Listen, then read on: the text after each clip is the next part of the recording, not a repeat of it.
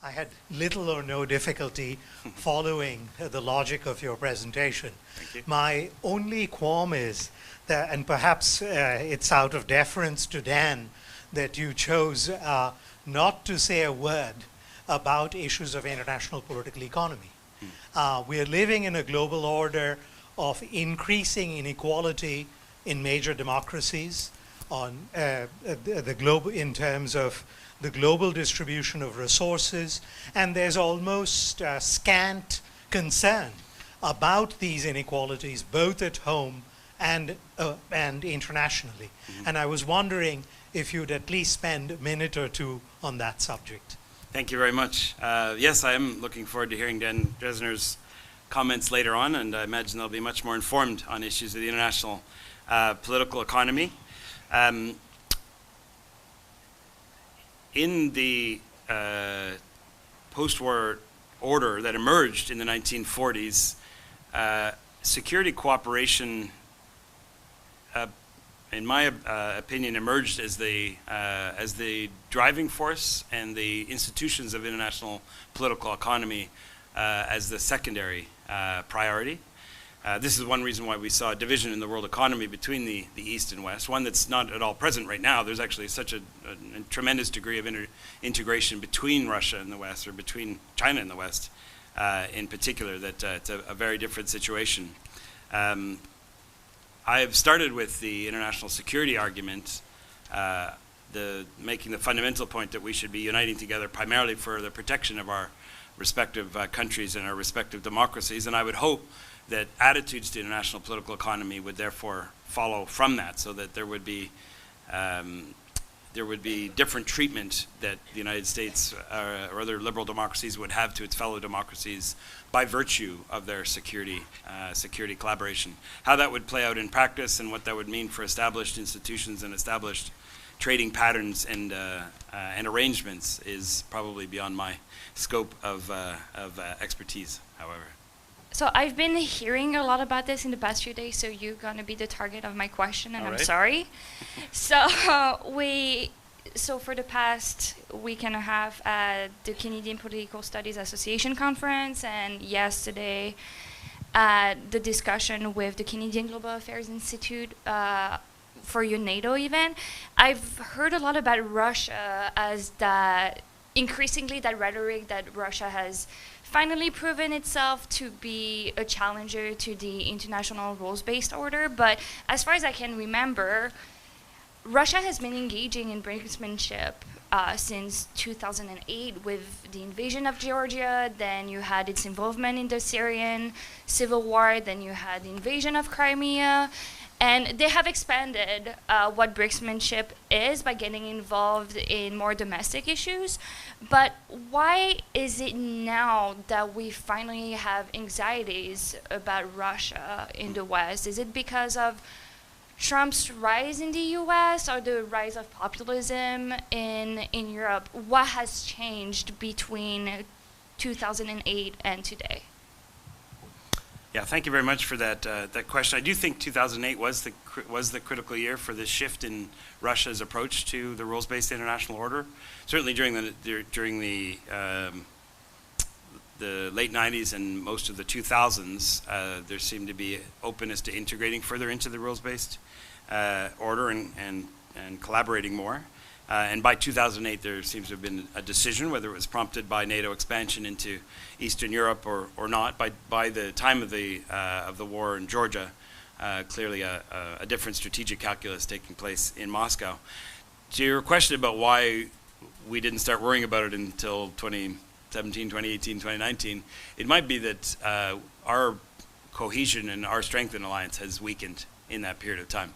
In 2008, 2009, 2010, when our ability to transact positive outcomes in our relationships with one another in multilateral institutions and in relationships between liberal democracies did not seem to be under such a fundamental challenge as it is right now. And what seemed to be disruptive behavior before now seems to be far more threatening, more as a reflection of our own growing weakness and our own growing division. Great presentation. It leads me on to a couple of other discussions that have been happening certainly over the past few years about creating an alliance of democracies. Former Secretary General Rasmussen has been pushing this for quite some time. He runs something called the Alliance of Democracies Foundation in New York. Mm-hmm. There is, of course, now the German Franco suggestion of an alliance of multilateralism, which will be put forward by the UN in the fall. Just curious as to what you see the main challenges of creating anything like that in the current climate. What are the main challenges to creating a democratic alliance that isn't based as much on history and that particular moment of the Second World War as NATO and the rest of the rules-based order? Yeah, great question. There are 2 or 3 initiatives afoot to explore how liberal democracies might collaborate more effectively. I'll start with some older ones. So the Community of Democracies, established, I believe, in the end of the Clinton years, beginning of the George W. Bush years, 2000, 2001, was to flesh out Clinton's proposal of enlargement of democracy being the principal U.S. The focus of U.S. foreign policy. That initiative, I believe, ran aground when it became too inclusive. You go to a Community of Democracies event now, and there are 2/3 of the countries in the world are represented there, including ones that haven't had free and fair elections for 30 or 40 years. So that initiative has, I think, more or less run aground. The Alliance of Democracies is a much more recent initiative, I believe just in the last 12 months or so, promoted with some fanfare at the Munich Security Conference just 2 months ago.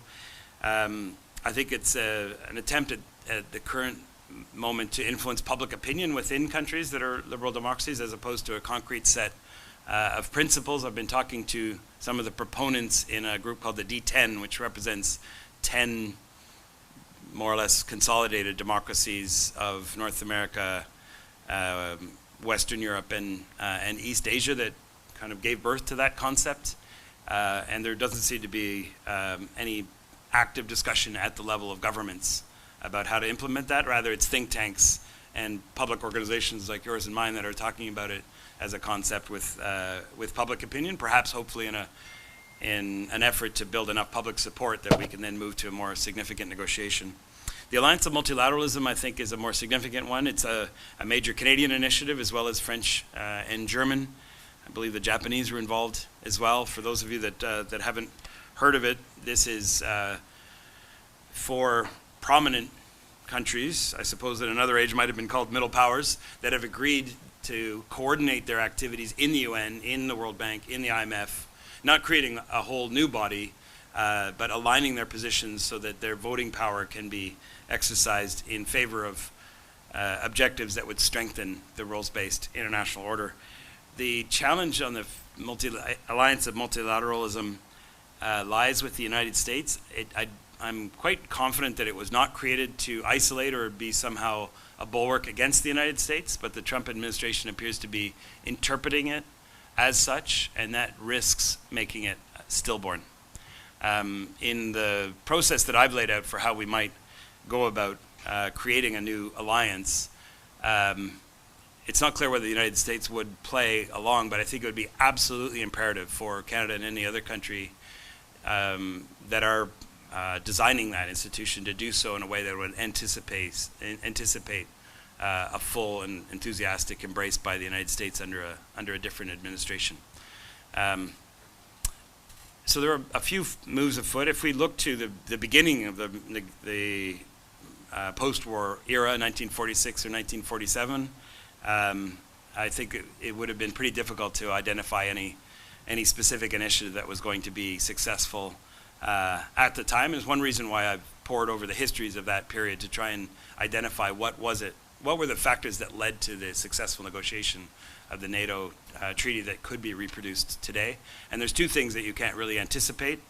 The first is some initiative to convene the right group of people, the right group of countries together that's expansive enough to create some significant collective power, excludes those that wouldn't be positive players, but that also then doesn't undermine their legitimacy. That act of convening is an extremely difficult one. And then the second is some kind of external threat that's great enough to convince countries participating in this negotiation to make concessions to one another. The Soviet Union collaborated very effectively in that process, helping the liberal democracies along that path. In the middle of the 1948, the year-long negotiations that led to the formation of NATO, of course, they blockaded Berlin. And so there was this very dramatic confrontation between East and West that convinced many of the voting publics among the liberal democracies that it was worth taking that extra step of subjecting our sovereignty to some kind of collective commitment to one another's defense. That, of course, has not yet happened here. But as I say, in 1946 or 1947, it wasn't obvious that would happen either. Thank you. One of the challenges of talking about a world alliance of democracies is it suggests that one of its implicit or explicit missions might be furthering democracy. And one of the controversies of the past 20 years has been how much do democracies help create other democracies or intervene to protect democracy. And since you were not that long ago ambassador to Venezuela, I'm curious as to how we should be handling that now, and B, how would your imagined alliance of world democracies handle problems like this in general? Because it might lead to, I mean, we already have a very divided outlook on how to respond to Venezuela. Yeah.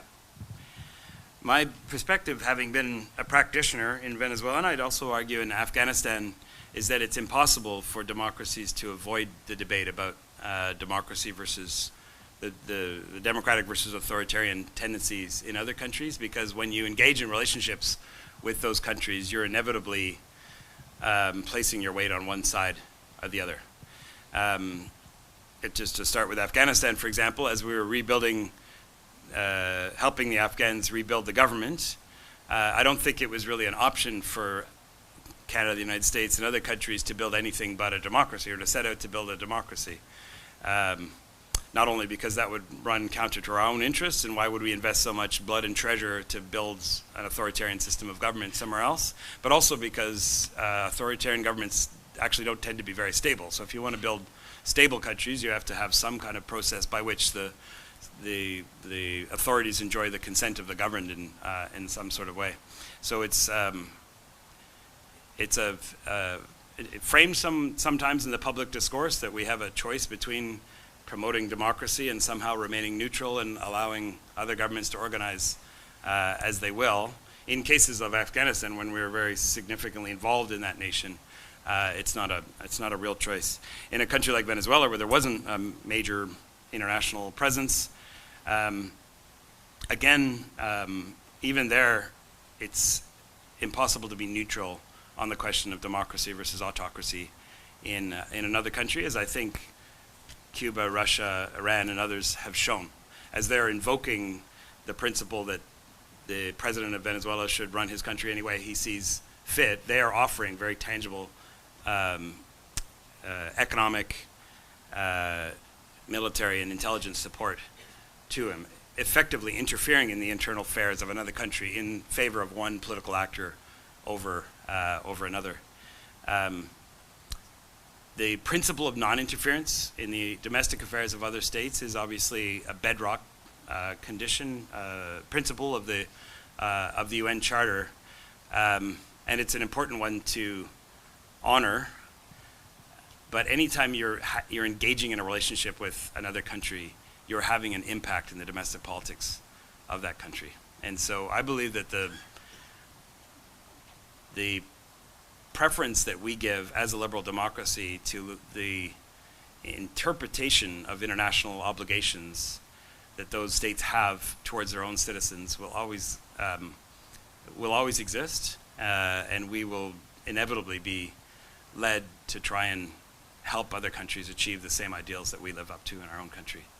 I think that's the case whether we're uniting as liberal democracies or not. It's fundamental to the character of the way that we see power and the way that power is distributed and exercised in society will inevitably affect the way that we approach other countries. It would be, I suppose, even more so if we're aligning more on the basis of our liberal democracies, but it's an unavoidable tension either way. Words matter, and you said popular sovereignty, popular democracy. Yeah. Popular is a very popular word, but in this day and age it has a different kind of twist because of populism. Do you want to explain beyond that concept? I've heard you before, and I think there's still some explanation to be done about that wording. Yes, I do choose the words deliberately. Let me start with the word sovereignty, because I think that's also contentious. Populist parties, illiberal populist nationalist parties of the kind that we've seen in Eastern Europe and to some extent in the United States and even in Canada, we do have a People's Party, for example, invoke sovereignty as a principal objective, that we need to regain sovereignty, we need to have control over our own affairs. Sovereignty is such an essential concept that I don't think we as liberal Democrats can afford to cede the field. We have built the international order the way that we want because we understand that real sovereignty, real control over our lives, giving citizens real control over their lives, actually requires international cooperation. So I want us to take that word back from the populist nationalists. We have built systems that we think actually augment Canada's sovereignty with the system of alliances and institutions that we have, and we should be proud of that, and we should be expanding our sovereignty by deepening those alliances and strengthening those institutions. So that's why I want to insist on the word sovereignty. Now, the kind of sovereignty where that power is then subjected to the accountability of, or made accountable to citizens, I suppose you could call it citizen sovereignty. It's not as commonly used as a term. Popular sovereignty has the advantage of having been an integral part of our political theory and constitutional norm setting for several centuries. It does refer to placing sovereignty at the service of the people, and this is where the real debate happens between populist nationalists and liberal Democrats, is the conception of the people and the way that the people exercise some kind of decision making, where populist nationalists tend to imagine a single unified body, almost as if the people had a collective being that was separate from just the aggregation of all of our individual preferences. And that's why a particularly charismatic leader can represent the people without ever actually asking individual people to vote for him or her, because he gets it, he understands the people. That's the inherently anti-democratic tendency at the heart of populist nationalism. And yet again, I guess I choose the word popular to try and claim that concept back from people that are not Democrats. We who are Democrats, liberal Democrats, do value the people as well, but we ask each and every person individually. We don't assume what their collective view is. We let them choose for themselves. And so that's what I think the true essence of popular sovereignty is, and instead of surrendering the field to populist nationalists, I think we should reclaim that for liberal democracy. Bonjour, Monsieur Rowswell. C'est un plaisir de vous revoir. La dernière fois qu'on s'est vu, c'était à Kandahar. Ah oui, c'est effectivement. Un plaisir. Merci beaucoup pour votre présentation ce matin. C'était extrêmement intéressant. Ma question revient au point de certaines nations challenge le world order. Et si on prend la Russie ou la Chine, par exemple, when we say they challenge the world order, I guess that's yes, but they would change it to what? What would the world order as per Russia or China look like? Merci beaucoup, c'est un plaisir de te revoir après tant d'années. Ça fait déjà une décennie qu'on était ensemble à Kandahar. Je ne suis pas un expert en Russie et en Chine, mais j'ai quand même passé 4 ans au Venezuela, presque 4 ans au Venezuela, où ils ont une vision du monde que je crois qui est assez semblable. Alors je vais prendre le risque de décrire une perspective russe, même si c'est vraiment une vision des populistes et des nationalistes que j'ai connus de beaucoup plus près pendant 3 ou 4 ans. L'emphase qu'ils font, c'est surtout sur l'autonomie que chaque nation devrait exercer. Ce n'est pas le manque des ordres, mais c'est l'insistance qu'il ne devrait pas avoir une seule série de règles ou de normes établies en quelque part, parce que selon eux, cette série de normes ou de règles sera toujours rédigée par les États-Unis. Alors, ils mettent toujours l'emphase sur la multipolarité, pas comme une description de la réalité, mais un objectif, quelque chose qu'on devrait avoir, c'est le manque d'unité au niveau normatif sur le plan international. Et dans cet esprit, ce n'est pas très différent d'un président qui dit que les intérêts de mon pays devraient primer sur tout engagement international. Alors, quand Trump est allé aux Nations Unies pour la première fois en septembre 2017, il a dit « The United States will always choose its own interests over global governance ». Et j'ai trouvé ça un choix vraiment intéressant de mots. C'est pas « I will choose my country's interests over institutions or alliances or multilateralism », but over any kind of governance, any kind of agreement that the countries of the world might come to must be placed secondarily to our interests. Meaning, I think the correct interpretation is to say my country must always retain the ability to act however it wants in any situation at any time.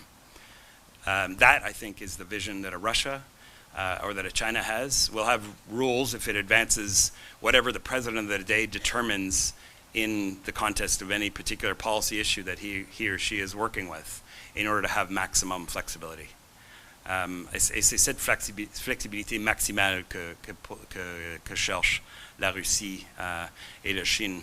La Chine, pour sa part, semble, dans ce qu'on a vu de la gestion des différends, que ce soit avec les Canadiens qui sont détenus en ce moment ou leur approche envers les négociations commerciales, de ne pas tout à fait accepter l'égalité des États-nations sur le plan international, qui devra avoir une hiérarchie de certains pouvoirs qui ont plus d'autonomie, plus d'autorité que d'autres.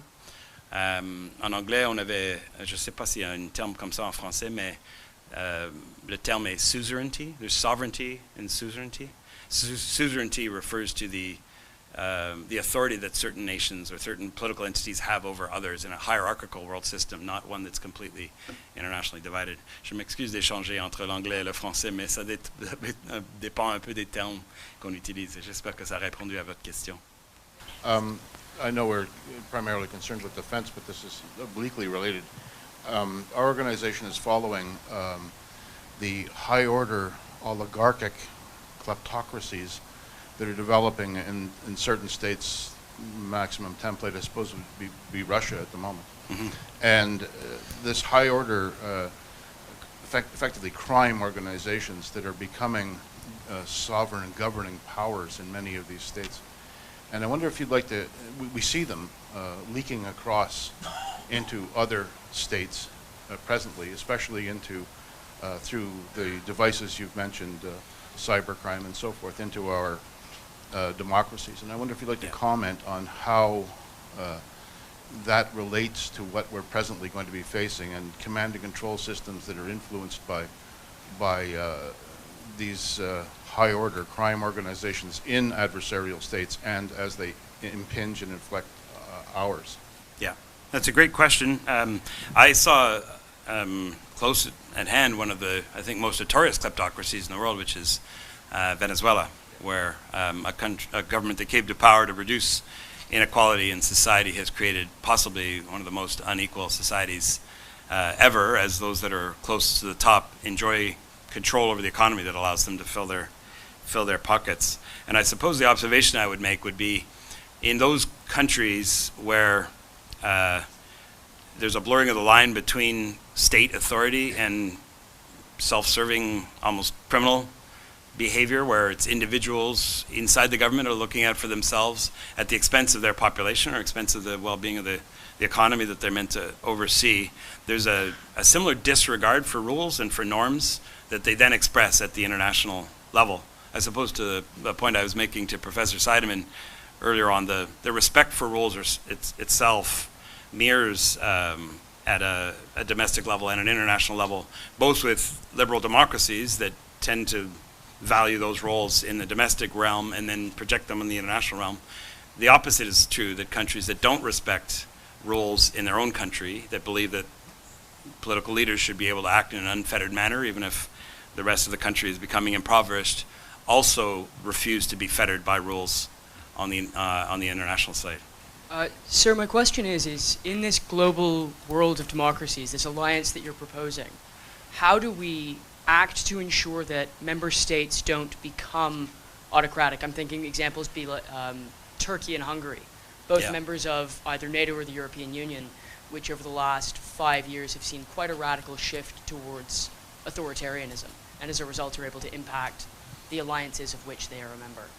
Yeah, it's a very good question and really quite a difficult one, because currently international institutions and alliances are structured in a way that pays no, that there's no mechanisms for any concern to be expressed by one member state over the domestic character of another state. And it's one reason, for example, why I don't think NATO is the logical place to begin discussing a new alliance for liberal democracies, even though it is the archetypal alliance of liberal democracies, and that's because it now has certain members that are not only illiberal, but I would argue not democratic. Hungary is not a democracy by any meaningful standard anymore, and Turkey is probably not a democracy by any meaningful standard as well. So how do you negotiate an alliance of democracies with authoritarian rulers like Viktor Orban and Erdogan? It's one reason why I mentioned that I believe that part of the machinery that we would create to institutionalize the solidarity of liberal democracies should be focused domestically and not internationally. I recognize that's quite a departure from established international practice. That would be an innovation in how international organization operates. But I think it would have to be part and parcel of uniting in order to pool our strength, is also uniting to make sure that one another remains as democratic as possible. This may not be sufficient by any means, but I think one place to start would be by institutionalizing the mutual observation of one another's elections. If there are concerns as we come into election season in October that one party is cheating or one party is engaging in disinformation or using fake news, abusing rights to personal data for electoral advantage, et cetera, I hope that Canadian institutions will be sufficient to kind of mediate those disputes, and that voters will accept that any abuses by various parties have been sufficiently addressed. But I'm not entirely sure that it would be enough.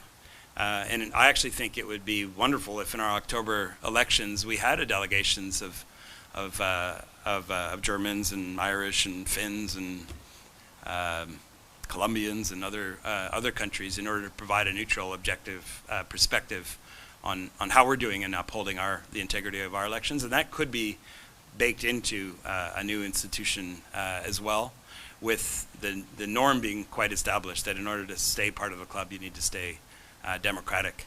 I think the EU is suffering from the lack of clarity about what happens when its countries stray from liberal democracy. And if it weren't totally distracted by what's happening in Britain right now, I think that would pose a fundamental threat to the ongoing credibility and legitimacy of the United Nations, of the European Union as a group of liberal democracies. And so we would have to bake in some kind of process to suspend and eventually expel members if they don't live up to the common standards of the group. Sir, thanks for your comments. I think we've had a really effective commitment to collective defense since the advent of the alliance. I think that's quite easy to say, but you can easily differentiate the concepts between defense and security, and often people confound the two and wrap them up into a single concept. And it's a lot easier to get a common agreement on defending each other than it is to protect each other's elements of security, whether it be economic, personal liberties, data, opportunities, and institutions. So while you advance a proposal for Canada, perhaps on encouraging cooperation amongst democracies, I wonder if you think it'd be useful to having a message about reinforcing elements of defense while we also build institutions that enforce security. Because certainly our effective defense has caused adversaries, challengers to adopt sub-threshold activities, which is where we want them to be. Not invading, not shooting, but pursuing their interests through another means. Oh, I hadn't thought about that they attack us in our in other domains because in lieu of a frontal military attack. I suppose the observation I would make is that the threat that we were organizing against in the 1940s required a very heavy military focus because it was Soviet tanks rolling across Germany that we were trying to defend against. But the institutions for cooperation and other security matters did not develop to the same level of maturity, and that's something I think we would need to address going forward. Intelligence cooperation, for example, we have an extremely fluid arrangement that dates back to the Second World War of intelligence sharing between 5 liberal democracies, but only 5. And it's very difficult to change that because there's levels of trust and interoperability.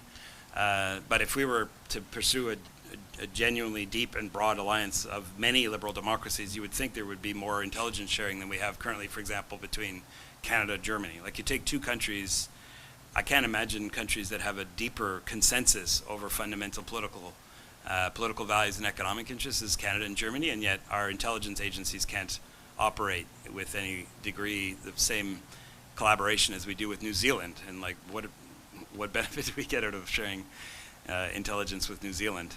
So I would hope there would be more collaboration at that level, and there's probably greater collaboration that could take place in level of policing, given the important role that police play in defending our societies against criminal threats. I would hope that there would actually be equivalent levels of integration at all those levels, so that a hostile adversary wouldn't look for where the weakest link is in the alliance and direct its attacks through that vector.